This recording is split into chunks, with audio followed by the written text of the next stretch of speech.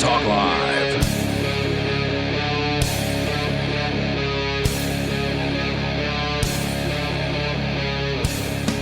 Welcome to episode number 14 of the Free Talk Cast, brought to you by our supporters over on Patreon. You can find that at patreon.com/LRNFM. Today's supporter is Freedom Phoenix, a diamond level supporter. That means that Freedom Phoenix is giving $25 per month or more to the program. So check that out.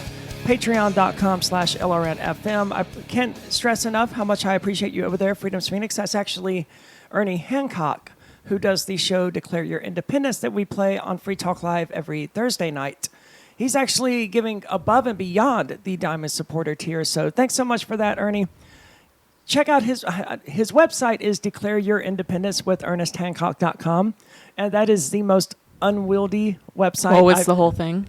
Yeah, that's the whole thing. Yeah. And his email would be, it's not, but it's Ernie at declareyourindependencewithernesthancock.com. I can't imagine how painful it is when he's trying to give people, like, that URL won't even fit on a business card. No, sure won't. But I love Ernie to death, and obviously he's a huge supporter of everything that we do, and we're a huge supporter of everything that he does. So check us out at patreon.com/LRNFM, where you get the podcast a day early, or sometimes like 6 to 12 hours early. That's how it worked out this last week, because I had Mark on, and it's really hard to coordinate with Mark, but we did. And he's a busy guy. He is. The result was that the episode wasn't recorded until Friday. So it went up technically Friday afternoon for our supporters at patreon.com/LRNFM. And for everyone else, it went live Saturday at midnight, or as soon as it became Saturday, I guess. So recently, I provided you with a microphone because you do a lot of streaming, and what all do you do? Yeah, Take a moment to plug yourself. Yeah, absolutely. I would love to. So specifically what I needed the microphone for was because I have a birth prep course called The Knowledge is Power Birth Prep Course. You can find more information about that on bornfreefamily.com, which is my website. So I wanted better audio quality for my course.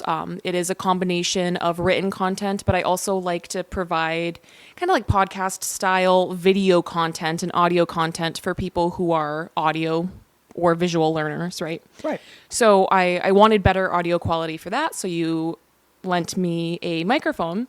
And so I'm setting up my computer and I'm trying to use the microphone, and it didn't sound right. It sounded kind of like muffled and glitchy. So I'm thinking, oh, maybe this microphone is too fancy for me. Maybe I need a mixer or something. So I went ahead and I ordered another microphone, and comes in, I plug that in, and lo and behold, that one is also, muffled and glitchy, and just the audio is so bad I couldn't use it. That's a strange thing. So how were you using like the built-in webcam microphone? Yeah, so previously? I was using, because I have a very high definition webcam that I use. So that was my idea, to use the webcam. I tried Zoom. Sometimes I record stuff on Zoom. And I also tried just the webcam app on my computer, and both of them would not work. I tried everything. I tried doing it with the computer webcam instead of my, Your fancy one? Yeah, my fancy one, yeah. I messed with the settings for hours. I was trying to figure this out for hours because I'm like, obviously both of these microphones aren't broken. Right. Like, there's something with my computer. So I'm doing my YouTube research because I'm at a loss. I've exhausted all of the resources I have, right? And I stumbled across this video of a man talking about the Windows 11 muffled sound quality. And so he goes through the settings and he talks about how Windows 11 is accessing the microphone to effectively spy on people. And he, showed how to change the settings. You just use the control panel, and it is a setting called, hang on, I took a picture of it because I didn't even understand what it meant. Give executive mode applications priority. So I don't even really know what that means. pretty tech savvy, but not that tech savvy. Like, I don't know what that means. But according to this guy, he was saying that means there's essentially hidden applications running on your operating system that are listening, recording, and then doing what with that information? I don't know, but either way, it's just... I'm assuming most people would be uncomfortable with that, whether you have anything to hide or not. It's just a complete invasion of privacy. And according to this guy, if you uncheck that box, not only will Microsoft stop spying on you and recording you, but it will also fix the microphone quality. So I did it, and lo and behold, both microphones work now. That is amazing. I wouldn't have thought to have checked for something like that. But Microsoft Windows, Chris Wade, who does the show with me on Monday nights, talks about this a lot because it is basically spyware. Yeah. Back in the day of Windows XP, Windows Vista, and even Windows 7, you paid for your operating system, and it didn't spy on you. Around the time of Windows 10 and Windows 8, they decided to start giving them away for free. Windows 10 was a free upgrade to everyone who had a copy of Windows. I wonder why. Yeah, and this is suspicious behavior for a company that charges $200 or so for their operating systems to just suddenly give it away for free to everyone. And you could even, and I don't think you even had to have a legitimate copy of Windows in order to make it work. I don't remember now, but it seemed to me in recollection that it would authenticate every version of Windows, even pirated ones, because they wanted you to use Windows 10. And it came bundled with all sorts of spyware features. You could disable them in theory, but you also lose a lot of control of your operating system when you use Microsoft Windows. This is more the case since Windows 8 and 10 and now Windows 11 than it was in the earlier days, where you could actually go in there and disable like automatic updates.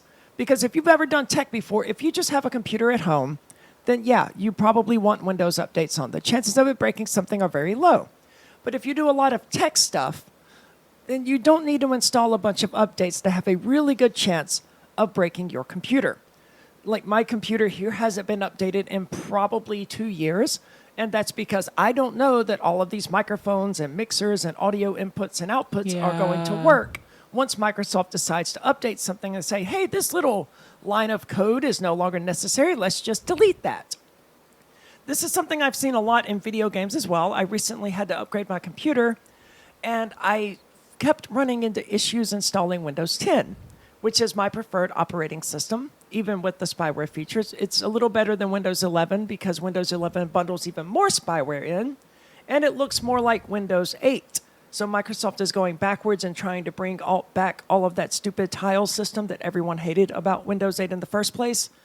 Not very happy with Windows 11, even after making a lot of changes to make it look and act more like Windows 10.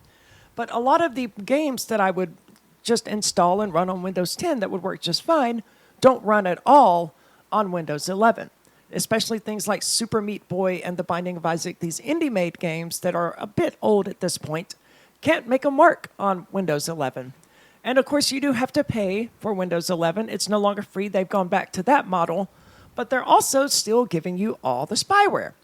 There are versions of Windows 10 that you can find online, especially on the Pirate Bay, that don't spy on you, or at least attempt to disable them. And there's all sorts of little tricks you can find online, registry hacks and things like that, that in theory make it harder for Microsoft to spy on you. But realistically, if you're using Microsoft Windows, Microsoft is spying on you. And if you're using Google Chrome, Google is spying on you. And apparently, if you have Facebook installed on your phone, and this should not be a surprise to anyone who's listening to us, but if you have the Facebook app installed on your phone, it is also spying on you. Okay, so it's only the app. So if I use it on my browser, is it okay? It is probably less limited. Okay. If you use it via a browser. And you know what's funny? I noticed, so I use it on the browser, and I noticed it keeps, and it wasn't doing this before, but it does the thing where your experience will be better on the app. Download the app. Download the app. Every time I open it, download the app. Well, you can turn off the ability of Chrome to access your microphone, and presumably you can do that with Facebook as well. Mm-hmm. But if Chrome is allowed to access your microphone, then Facebook as a website probably can as well. But it's all very confusing, and I just sort of assume that companies like Facebook and Amazon are spying on me all the time. I decided recently that I'm going to sell my Eclipse once I get my Mazda in less than 2 weeks now. Exciting. Yeah. And I don't need to have 2 sports cars. Technically, the Eclipse isn't a sports car, but it doesn't matter. Anyway, I've decided to sell it. So I was looking at these cash for cars things where they'll just give you some small amount of money and get the car out of your life, which is what I want. No one's going to buy this 20-something-year-old car from me, except for one of these sorts of companies. And I Googled it once in Google Chrome. And now YouTube and Facebook are both constantly serving me ads about buying my used car from me. And that's very frustrating because I'm already interested in that. I've already found a company that I'm going to go with, and it's done. It's bad advertising in the first place, and that's how it works. If you Google a sound bar, suddenly you will get a bunch of advertisements for sound bars, even though you probably just bought one, and additional advertisements for it are doing you no good whatsoever. But there was something else I researched using incognito mode on my browser, specifically because I didn't want to get ads served to me about this. And it was something health related. And sure enough, Facebook immediately began serving me ads on this health issue. And that's a bit of a concern. Yeah, even in incognito mode. Right, because nothing should have passed from my browser to Facebook. Yeah. But certainly something did. And that's not good. So what do you speculate is happening there? I don't know. I don't know enough about how Android and permissions and technology works. Yeah. But it seems obvious to me that something told Facebook that I was interested in the subject or curious about it or whatever. And of course, Facebook now knows that and is serving me ads based around that, and as well as trying to buy my Eclipse from me. The Eclipse I don't mind so much, but it's shocking that you can just search for something once and it completely rearranged the landscape of the advertisements that you get. Yeah. It's also possible that when I was discussing the health issue with someone, like my doctor, for example, that Facebook, which was installed on my phone and in my purse at the doctor's office, was actually freaking listening while we had this conversation. And that'd be so creepy because I'm assuming that your phone is locked. It would be. Yeah. In your purse. Yes. So for it to be listening even when it's locked, that would not be good. We should all assume that our technology is listening to us absolutely at all times. Yep. And we may sound crazy for saying this. However, this article I have from Futurism here points out that in a pitch deck to prospective customers, one of Facebook's alleged marketing partners explained how it listens to user smartphone microphones and advertises to them accordingly. That's right.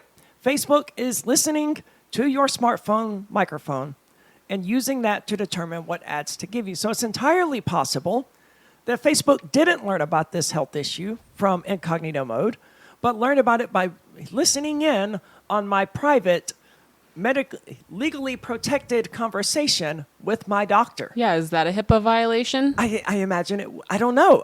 Technically, I brought the software in there. But you didn't know it was listening to you. That's true as well. So I don't know. I wish I could prove that happened, because that would be... Facebook's going to have a lawsuit on their hands as a result of this. I just now thought about that. Yeah. It's listening in on your conversations with your attorneys and with your doctors, with your therapists. You know, I'm wondering what the updated terms and conditions of Facebook say, because I'm sure somewhere in there, they have so many lawyers. They do. On their team. So I'm sure somewhere in there it says, we're allowed to spy on you and this, that, and the other thing. Yeah, but there's a limit to those. Disney tried that crap with Disney Plus, and someone who had a shellfish allergy who ate at one of their restaurants at Disneyland or something. Okay. I don't remember the full story. But because he was a subscriber to Disney Plus, their attorneys made the argument that he had agreed not to sue Disney. Yeah. Because that's in the terms of signing up for Disney Plus, apparently. I mean... I guess, but those are two different services. So to me... They are very different, yeah? Yeah. And the judge said that's absolutely ridiculous. Yeah. You can't do something like that. Yeah. And then serve someone an allergy and they almost die and say, no, you can't sue us. You used our streaming platform 4 years ago. But Disney absolutely did try that. It's amazing the lengths to which these companies will go doing evil things like that in order to protect themselves. Like Disney is the largest entertainment company in the world. They can afford to pay this dude's legal bills that resulted from this shellfish allergy that being served to him. But instead, they're like, no, let's defend against this in a courtroom and have our attorneys make this insane argument. Oh, my gosh. Luckily, the judge did say, no, look, that argument doesn't carry water, and we're not going to do that. As for a forum, media reports, though, based on documents leaked to its reporters, the TV and radio news giant Cox Media Group claims that its so-called active listening software uses artificial intelligence to capture real-time intent data by listening to our conversations. So apparently Cox Media Group is some TV and news giant that I'm sure I've heard of them before. It sounds familiar.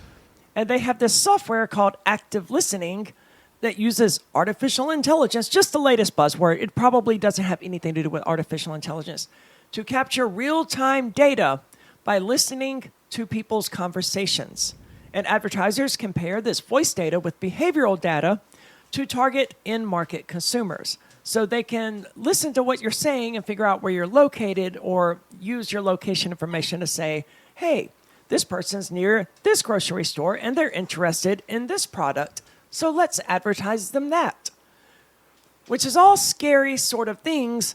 I don't like the location data being so available to everyone. It makes me inclined to turn off my GPS entirely. Yeah, I turn a lot of that off, but yeah, I still use the GPS, so I'm sure there are other methods. But I tried to turn off the, what do they call it, cross app tracking, and then I usually turn off the for Internet Explorer or whatever, Firefox, whatever I'm using.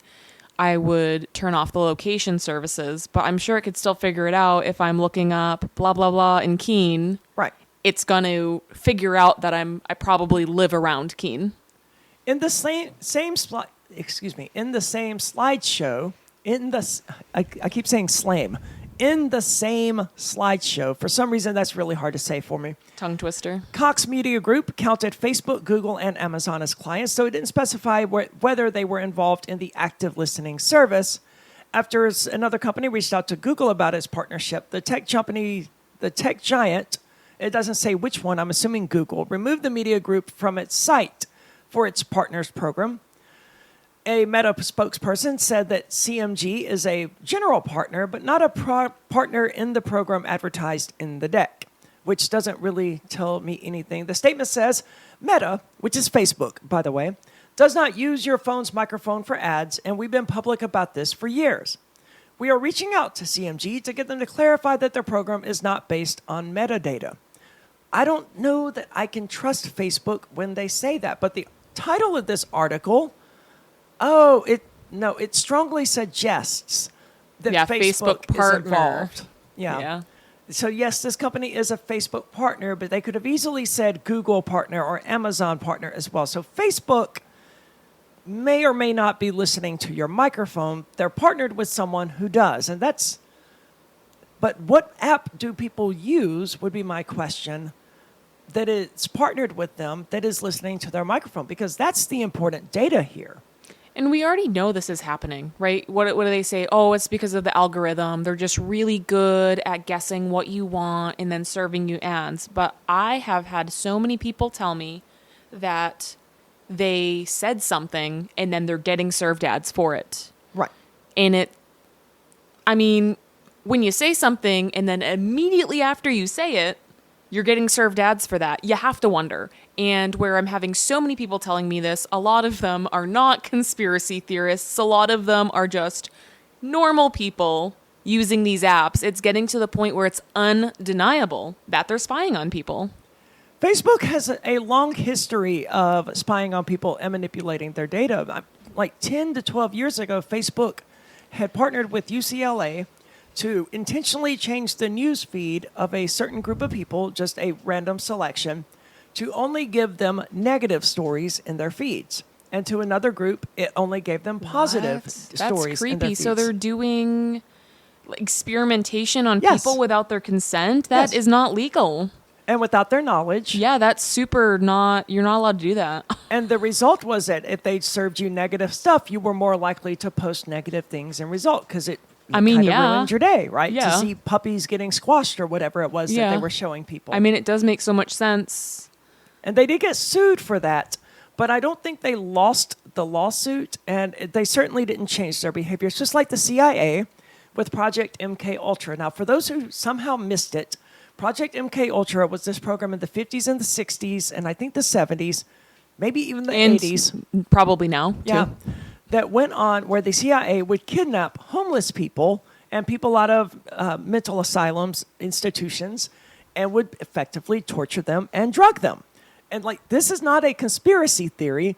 This is something that the CIA and the U.S. government have admitted to doing. Yeah, it's heavily documented. Yes, they did do this. not deny it. No. They admit to this. Which is scary as hell, right? This is what they admit to. Imagine what they are lying about. Yeah. But we know for a fact they did this, and they probably still do it, is realistically what is going on. Why would they just stop? They didn't suddenly have a change of heart and say, you know what?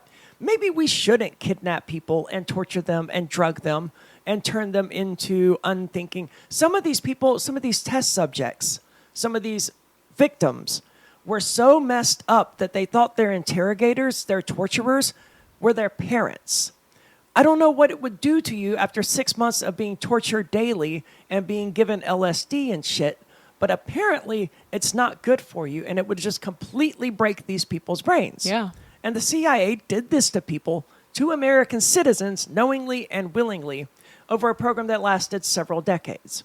There was also a plan that was never actually put into place, but there was a plan to fake an attack on American vessels called Operation Northwood, I believe, or fake an attack on Florida by Cuba in order to justify invading Cuba. Luckily, Kennedy was in office then, and he said, no, we're not going to do that. But the CIA has a history of doing things like that, and it makes it very difficult to trust them when they say, oh, yeah, no, don't worry, we're not doing anything like that now.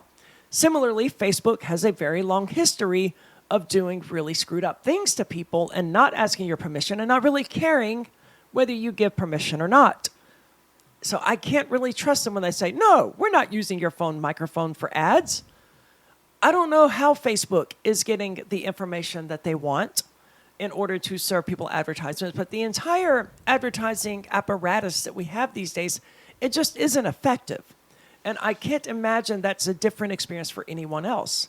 The only time I'm being served ads for stuff is like with the car thing after I search for and find a company that I'm interested in and that is going to buy the car from me. Some poor company is paying Facebook to serve me these advertisements. Mm-hmm.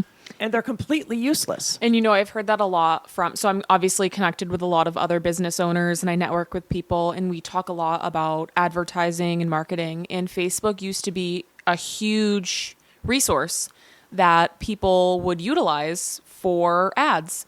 And I had some women tell me that they used to get tons of hits on their Facebook ads. It used to work really, really great. And I was actually just chatting with a woman a couple weeks ago, and she said she invested $30,000 in Facebook ads. Oh my God. Because they had been working so well for her. So she's like, all right, you know, that was just what she was paying for the ads, right? And then she said something about the algorithm changed. Ads that she did the same exact thing that had been making her hundreds of thousands of dollars. And all of a sudden she got basically nothing off of the ads. So their algorithms and stuff like that, I don't understand it completely, but they're constantly changing. And yeah, so, and I've heard a couple other people say that they, you know, Facebook ads used to work for them, and then they all of a sudden just stopped working. And it's probably because of stuff like that. So say, you know, I have my birth prep course. Right. You're probably only going to need one of those, right? So if a woman is researching that and she just purchased one from somebody else, and then all of a sudden Facebook's like, oh, Nikki has a birth prep course, I'm going to show this advertisement to this woman, and she already purchased one. It's too late. Yeah. So there are different ways to, you know, target demographics and stuff like that, but I've used Facebook advertising, I think, twice, and those were in the early days of my podcasting and blogging career. And it wasn't a lot of money that I paid them, like $30 to $50. I don't recall the exact amount. But all it managed to do was get more views and more likes on the content that I had shared and advertised. It didn't translate to any new subscribers or any new followers. I was basically paying Facebook for likes. And there are companies out there, shady ones, that you can give money to that will give you tens of thousands of new followers and tens of thousands of likes and shares and stuff if that's what you want to do. I see no benefit to paying Facebook versus paying one of those companies. To me, it's pointless, and no matter how many likes you get on this one particular post, you're not going to make any money off of it. It just doesn't translate. You're not getting paid 0.0001 cent by Facebook for every like that you get on your content. In theory, the more likes you get, the more Facebook will promote your content, but even that doesn't necessarily hold to be true. So you may be wondering, spying on you by listening to your phone, is that even legal? Well, there was a post from Cox's blog post, that's Cox Media Group. They have a blog, apparently. And in 2023, in a post that they've now since deleted, they wrote, "We know what you're thinking. Is this even legal? It is legal for phones and devices to listen to you. When a new app download or update prompts consumers with a multi-page term of use agreement somewhere in the fine print, active listening is often included." And it's first of all, if they have to answer the question of whether or not it's legal for them to do it, then they already know that the average person is not going to be happy about this and would probably expect this to be illegal. So what is their angle here? They're trying to market to prospective clients, like other social media groups or something? Like why would they think it was a good idea to just come out in the open about this? I'm assuming it said so at the beginning. What was it? A pitch deck to prospective customers. So they were looking for more of Facebooks and Amazons that they can sell their services to, apparently. Yeah, they should do that in like a private meeting. They shouldn't be making... Well, this got leaked. Oh, it got leaked. Yeah, okay, so, right. Okay. To some other media organization. So apparently it was a relatively private meeting. Yeah. Well, not anymore. But they first have to ask the question of whether or not this is even legal, because it's very suspicious and it's very shady. Yeah. And I would expect this to be illegal in the European Union. It may not be illegal in the United States, but especially the direction the EU is going these days, this is going to be illegal within the next several years, I would bet. They also point out that when you download a new app or an update or whatever, and you have these 20-page long terms of use agreement, they will frequently bury this ability of them to listen to your microphone in there. That is also shady and kind of messed up. If you're going to do something that consumers don't expect, you should go out of your way to make them aware of that. But I know why they're not doing it. Because if I was prompted with a little pop-up when I installed an app that said, "Hey, this is going to listen to you when you're in the bedroom, with your boyfriend," I would not install that app. Yeah. But that's exactly what they're doing here. They're just hiding it in terms of use agreements.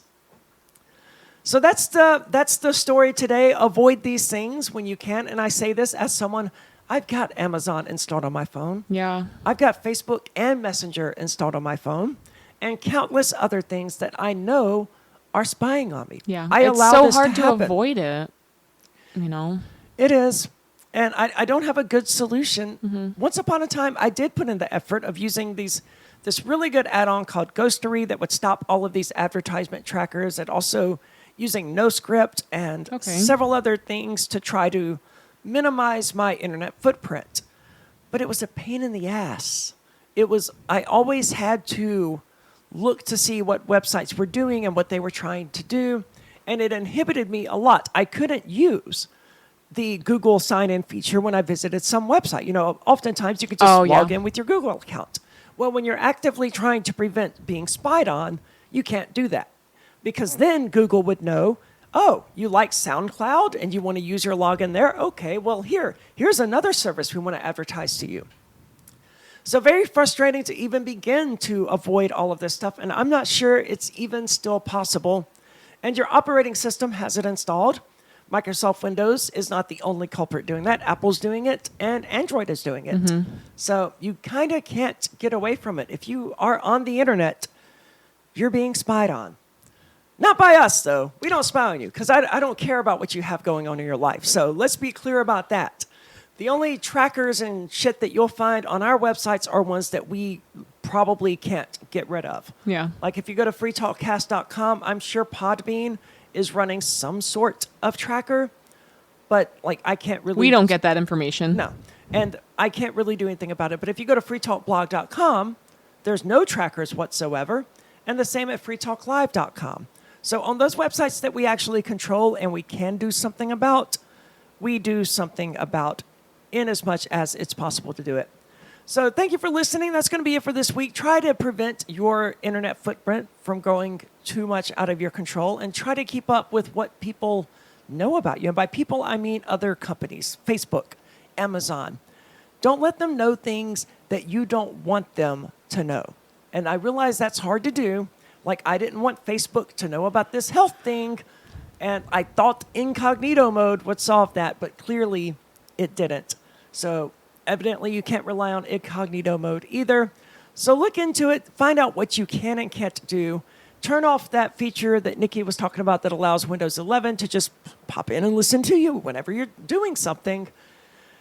And try to stay safe out there in a world that is constantly trying to invade your privacy. Thanks for listening. We'll be back same time next week.